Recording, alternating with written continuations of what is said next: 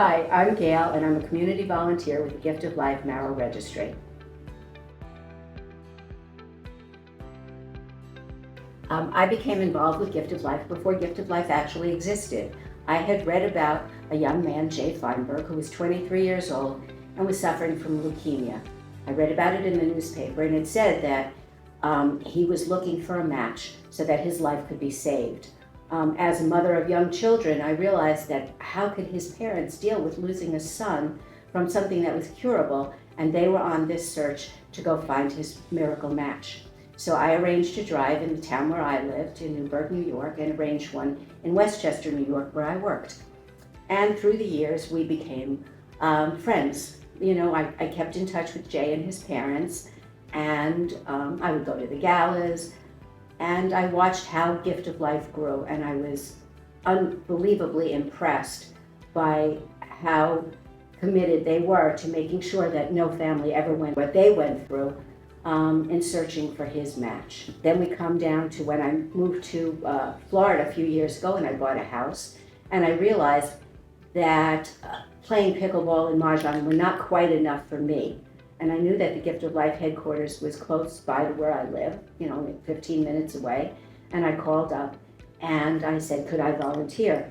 I thought maybe they would just ask me to stuff envelopes or do some clerical thing, but Jay had never forgotten. He invited me to get involved in the Steps for Life walk that year.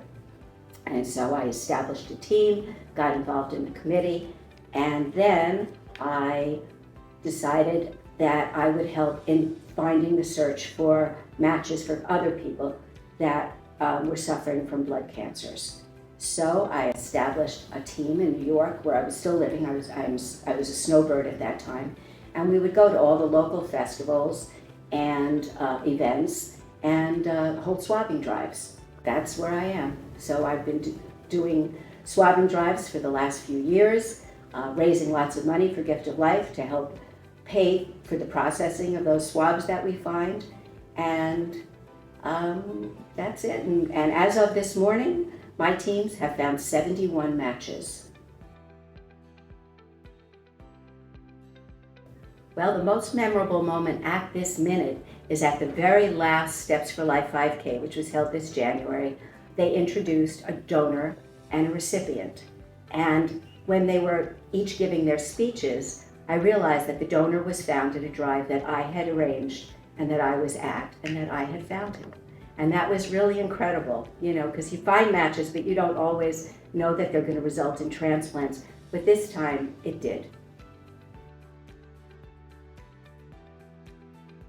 Because I have such an incredible team of go-getters and volunteers who are out there. They work the crowds, they go to every college, every festival, and their heart is really in it. And so they can talk to people and convince them that saving a life and becoming a hero is worth their time and their energy.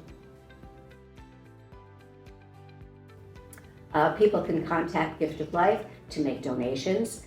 They can contact Gift of Life if they'd like to volunteer in any way, or if they have ideas about places where we can hold swabbing drives. It's always important to have good contacts at colleges and festivals and special events that bring out a lot of people, so we can add people to the registry and find those miracle matches.